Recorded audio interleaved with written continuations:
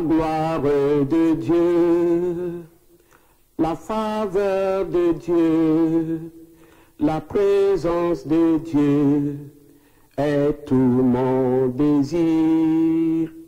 La gloire de Dieu, la faveur de Dieu, la présence de Dieu est tout mon désir. La gloire de Dieu, la faveur de Dieu, la présence de Dieu est tout mon désir. La gloire de Dieu, la faveur de Dieu, la présence de Dieu est tout mon désir. Alléluia.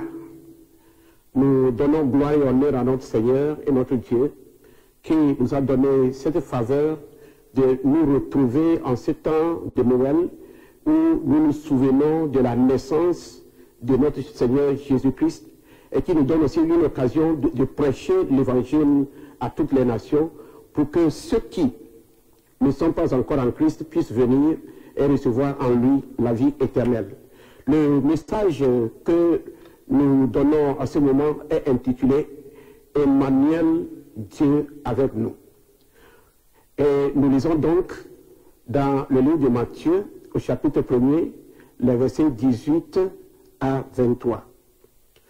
Matthieu, chapitre 1er, les versets 18 à 23. Voici de quelle manière arriva la naissance de Jésus-Christ. Marie, sa mère, ayant été fiancée à Joseph, se trouva enceinte par la vertu du Saint-Esprit, avant qu'ils eussent habité ensemble. Joseph, son époux, qui était un homme de bien et qui ne voulait pas la diffamer, se proposa de rompre secrètement avec elle.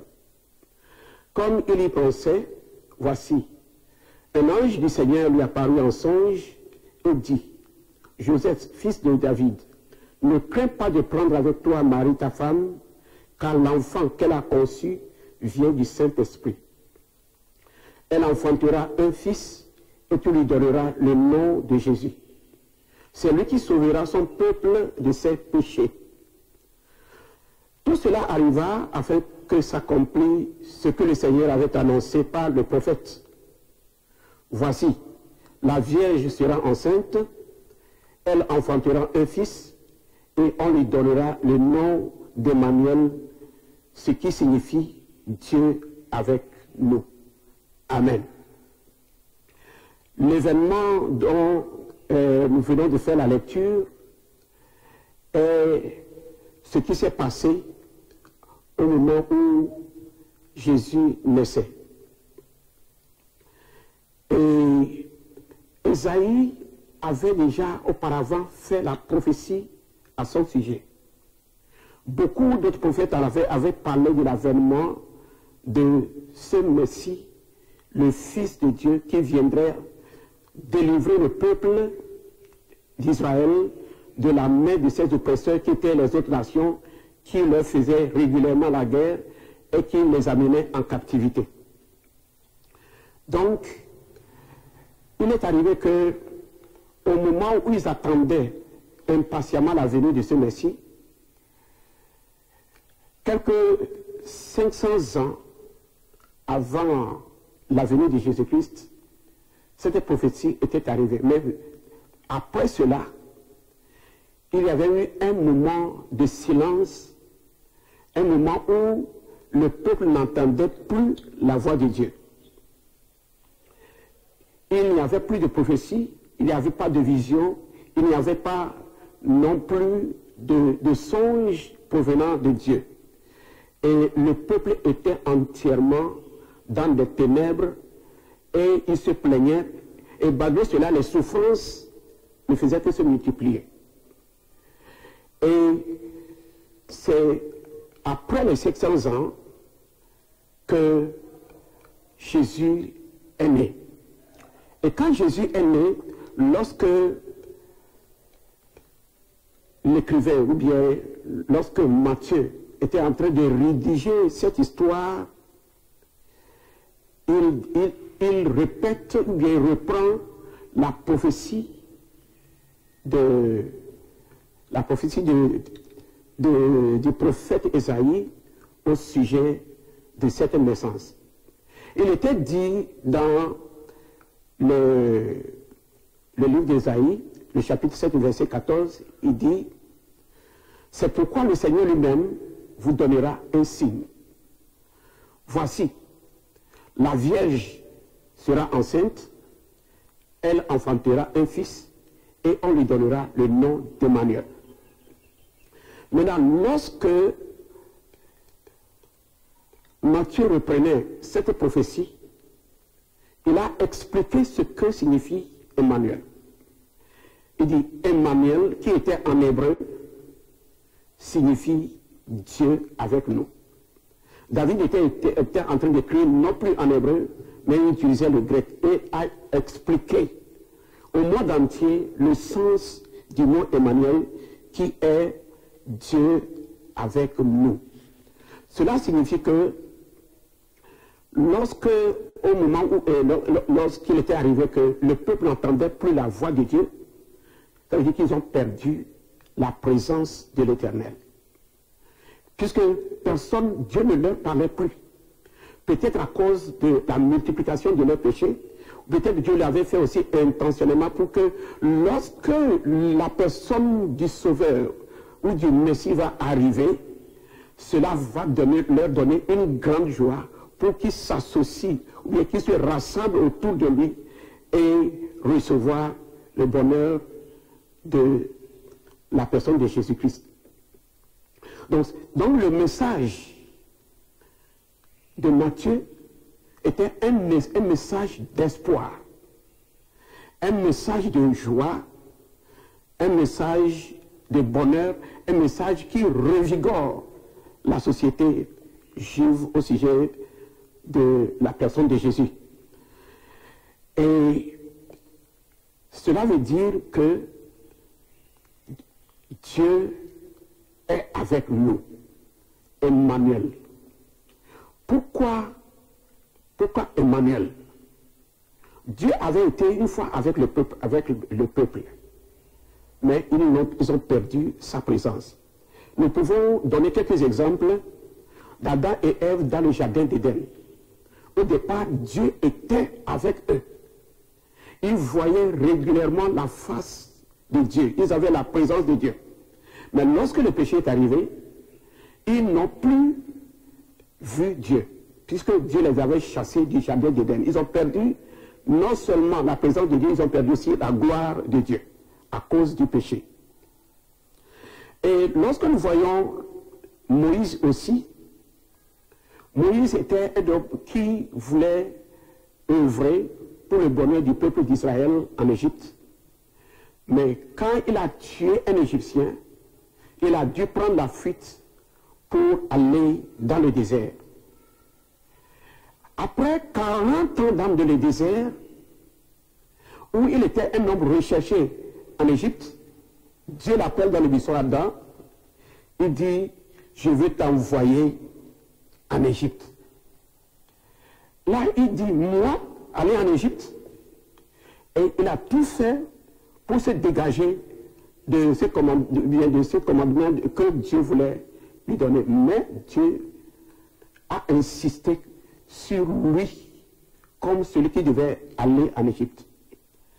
Et Dieu lui dit, je serai avec toi. Alléluia.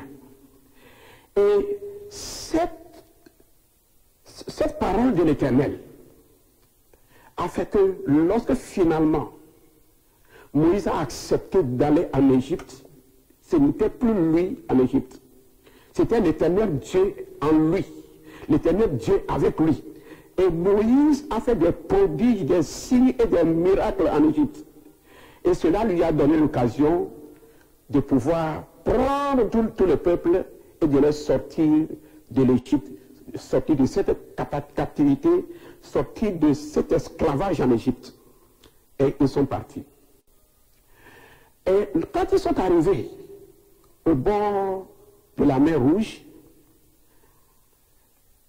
ils ont regardé derrière Et voilà le peuple d'Égypte, l'armée d'Égypte qui les poursuivait. Donc derrière eux, il y avait l'armée égyptienne et devant eux, il y avait la mer Rouge. Que faire? Mais Dieu était avec eux. Ils avaient la présence de l'Éternel avec eux. Et Dieu a parlé à Moïse, il dit, étends ta verge sur la mer.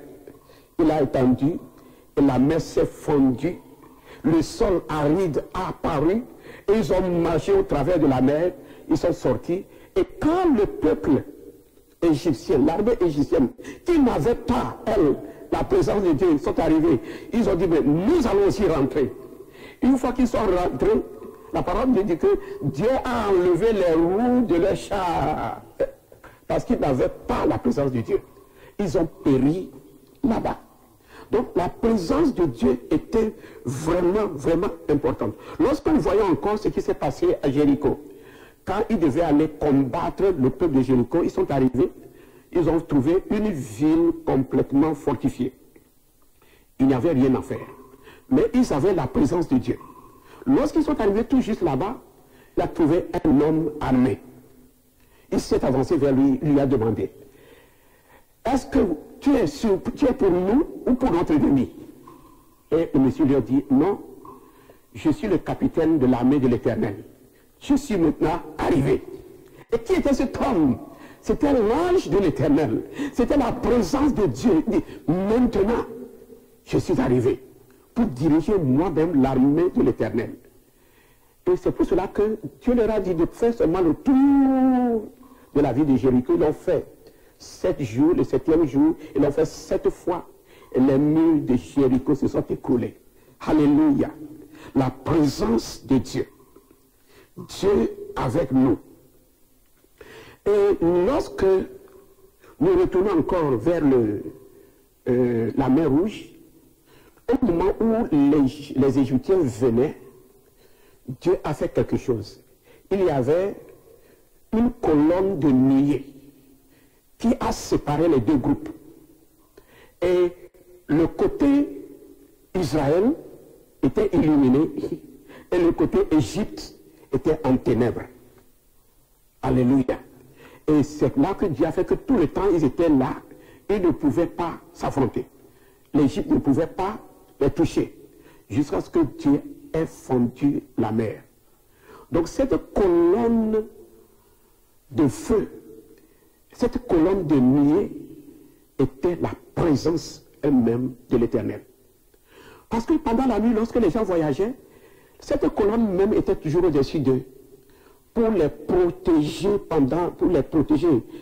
les jours contre le soleil et pour les illuminer pendant la nuit. Il est important d'avoir la présence de Dieu. Donc, nous continuons, c'est là que vous voyez Gédéon aussi. Gédéon était épeuré dans sa ville et toute la ville étant encerclée par l'ennemi. Et à cause de la faim, il s'est fait violence pour sortir, pour se cacher et aller prendre un peu de blé et revenir pour pouvoir manger un peu. Et c'est dans le champ, tout seul, qu'il a eu une apparition divine. L'ange de l'Éternel lui est apparu, il dit, l'Éternel est avec toi, vaillant guerrier. Alors que c'était un homme peureux, il n'était même pas un soldat.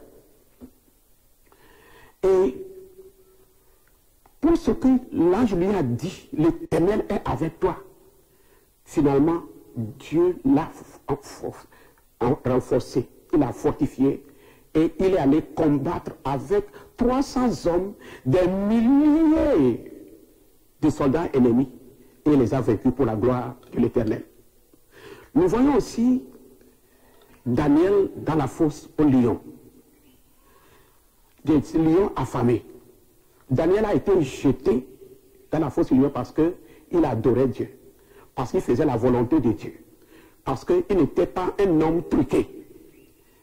Pour cela, tout le peuple l'avait envié, on l'avait haï, et pour le punir, on l'a jeté dans la fosse au lion. Mais l'Éternel était avec lui. Alléluia. Puisque l'Éternel était avec lui, les lions l'ont vu. Mais ils n'ont pas trouvé en lui une nourriture. Ils ont trouvé un patron. Et ils se sont constitués en coussin pour lui. Il a dormi toute la nuit là-bas. Alléluia. Et il est ressorti vivant. Si l'Éternel est avec vous, les lions ne pourront jamais rien vous faire. Vous allez ressortir vivant comme Daniel est sorti vivant. De la même manière, Shadrach, Meshach et Abednego aussi, qui étaient des adorateurs de Dieu, ont été saisis par le roi Nebuchadnezzar et qui les a forcés à adorer sa statue. Ils lui ont dit, notre Dieu peut nous sauver, il peut nous délivrer de ta main. Mais si même il ne le fait pas, nous n'adorerons jamais ta statue. Alors, le roi s'est fâché, il s'est mis en colère, il a dit, multipliez le feu, agrandissez le feu. C'est ce qui a été fait. On les a liés, ils étaient trois, on les a liés et jetés dans la fosse, non, dans cette, comment on l'appelle, le feu ardent. Et lorsque le roi jette un coup d'œil dans la fournaise, il voit les trois déliés, libérés, debout, en train de marcher. Ils étaient en train de marcher. Ils allaient ça et là, dans ce feu. Qu'est-ce qui s'est passé? Quelque chose qui n'est jamais arrivé. Mais Dieu était avec eux. Et Nebuchadnezzar a vu une quatrième personne. On n'en avait jeté que trois, mais une quatrième personne était là.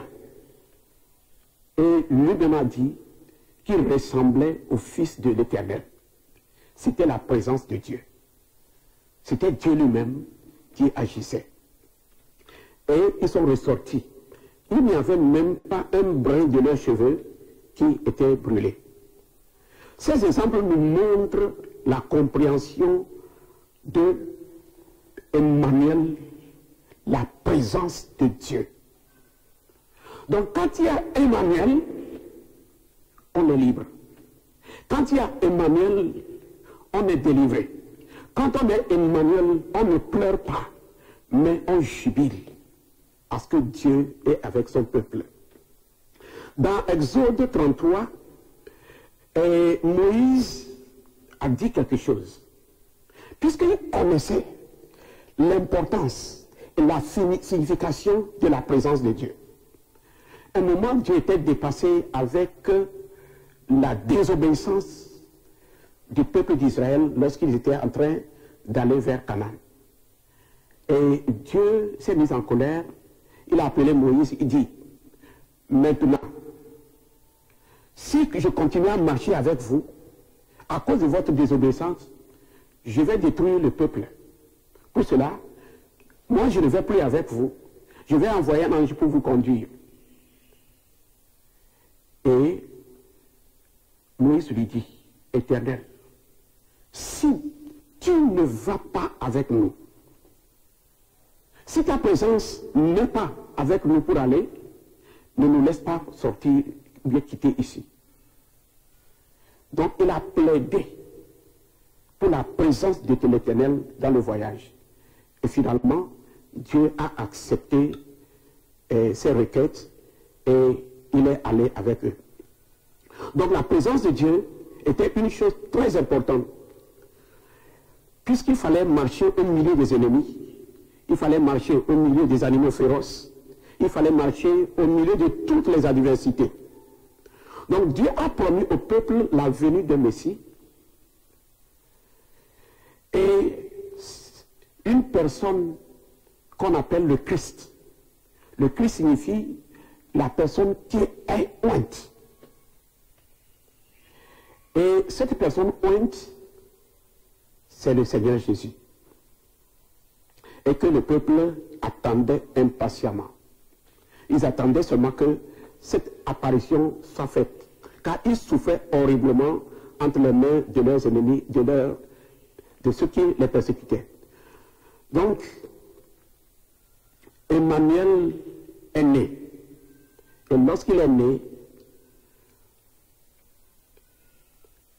le peuple ne l'avait pas reconnu, mais il était quand même leur Emmanuel. Donc, Matthieu reprend cette prophétie d'Ésaïe et il dit que c'est celui-là qui va sortir les gens des ténèbres. Donc, Dieu avait visité son peuple avec Emmanuel. Donc, ce n'est plus une visite d'un temps, mais c'est une visite pour demeurer avec eux pour toujours et éternellement. C'est pourquoi Jésus, après sa mort et sa résurrection, et puisqu'il allait monter au ciel, il savait que lorsqu'il partait, le désespoir va prendre le dessus sur le peuple. Alors ce qu'il lui a dit, il dit, et voici, je suis avec vous tous les jours jusqu'à la fin du monde. Cela veut dire que bien qu'il soit mort, ressuscité, bien qu'il soit monté au ciel, puisqu'il est Emmanuel, il demeure encore avec le peuple. Puisqu'il est Dieu, tout lui est possible. Donc, il est resté avec lui, il a dit, je suis avec vous tous les jours jusqu'à la fin du monde. Ceci pour leur faire garder espoir en sa présence. Donc, l'importance d'Emmanuel pour nous aujourd'hui. Emmanuel, c'est Dieu au milieu des hommes. Emmanuel, à la personne de Jésus, le Fils de Dieu. Il n'est pas uniquement venu pour les Israélites, mais pour tous les humains du monde entier. C'est pour cela qu'il a dit, allez prêcher la nouvelle à toutes les nations. Il dit, allez par le monde entier et prêcher la bonne nouvelle. Donc, il est pour tous les hommes et non seulement pour Israël. C'est pour cela qu'il a été écrit à son sujet, dans Colossiens chapitre 1er, le verset 15, qui dit, il est l'image du Dieu invisible. Alléluia. Et en lui habite corporellement toute la plénitude de Dieu. Dans Colossiens 2, verset 9. Nous lisons aussi dans Hébreux, le chapitre 1er, le verset 1 à 3, qu'il est dit, après avoir autrefois, à plusieurs reprises et de plusieurs manières, parlé à nos pères par les prophètes, Dieu, dans ces derniers temps, nous a parlé par le Fils, qu'il a établi héritier de toutes choses, par lesquelles il a aussi créé le monde, et qui étant le reflet de sa gloire et l'empreinte de sa personne. Alléluia. Donc Jésus n'est pas simplement un humain. Jésus, c'est Dieu descendu, prenant la forme d'un homme pour marcher au milieu des hommes, pour leur garder sa présence. Alléluia. Et Colossiens 2, verset 3 dit que Christ est un mystère. Et c'est parce qu'il est un mystère que beaucoup ne le comprennent pas. Puisque les gens veulent le comprendre humainement. Ils ont vu Jésus né comme un homme, il a marché comme un homme, il est mort comme un homme, donc pour eux c'est un homme, et à part ça il n'y a rien. Mais Jésus est un mystère. Et la parole de Dieu dit que, étant mystère, en lui sont cachés tous les trésors de la sagesse et de la science. Donc si quelqu'un cherche la sagesse, si quelqu'un cherche la science, la connaissance, cette connaissance, cette sagesse se trouve en une personne. La personne d'Emmanuel. Emmanuel, Dieu avec nous. Emmanuel, Dieu avec moi. Emmanuel, Dieu avec toi. Emmanuel, Dieu avec nous tous. Alléluia. Emmanuel, Dieu avec nous. C'est pourquoi il est dit aussi que quiconque croit en lui ne sera pas confus. 1 Pierre chapitre 2, le verset 6. Maintenant, celui qui a la présence de l'Éternel, il n'y a pas de confusion dans sa vie. Tous les problèmes peuvent surgir, il peut arriver que tout le monde le voit comme déjà détruit. Mais puisque la présence est là, il ressortira vainqueur. L'Éternel Dieu est avec son peuple. Maintenant, nous vous avons parlé d'Emmanuel, celui qui a été avec le peuple d'Israël, et bien que les ennemis les ont entourés des milliers de fois, Israël est là. Ils ont été dispersés.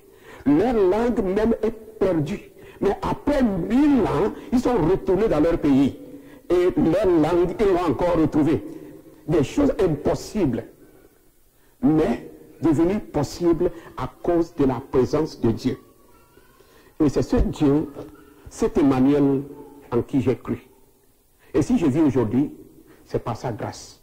Parce que Emmanuel, Dieu est avec moi. Maintenant, et vous qui avez entendu cette parole, est-ce que la présence de Dieu est avec vous? Ou bien vous avez la présence des démons? La présence d'un homme grand. Et je vous dis que si c'est la présence d'un homme grand qui vous donne de l'espoir, je vous dis qu'il va disparaître. Et même les démons, ils seront liés et jetés. Mais il y a une personne, Emmanuel, Dieu avec nous. Recherchez, je vous prie de rechercher cet Emmanuel. Vous qui êtes là, tous les problèmes que vous avez, c'est Emmanuel seul qui peut vous en délivrer. Il n'y a personne d'autre. Et puisque c'est pour cela que la parole de Dieu dit que il n'y a pas un autre nom qui a été donné aux humains sur cette terre par lequel nous pouvons être sauvés. Ce n'est qu'Emmanuel. Répétez le mot Emmanuel pour moi. Emmanuel. Emmanuel. Dieu avec vous. Je vous ai prêché la parole. Mais l'Esprit de Dieu, l'Esprit d'Emmanuel viendra vers vous et vous convaincra de vos péchés, afin que vous puissiez sortir de vos péchés, sortir de la malédiction de votre famille, la malédiction qui repose sur vous depuis l'Antiquité. Emmanuel vous en délivrera. Donnez votre vie à Jésus. C'est lui l'Emmanuel. Il n'est pas un homme, mais il est Dieu. Acceptez Emmanuel. Aujourd'hui où le Seigneur, dans sa grâce, appelle tous. Il dit, venez à moi, vous tous qui êtes fatigués et chargés, et je vous donnerai le repos. Il a le repos en lui. Il est présent à côté de nous. Il est l'Emmanuel. Que Dieu vous bénisse. Qu'Emmanuel soit toujours et toujours avec vous. Allez dans la paix. Demeurez dans la paix à cause d'Emmanuel, dans le nom de Jésus-Christ. Amen.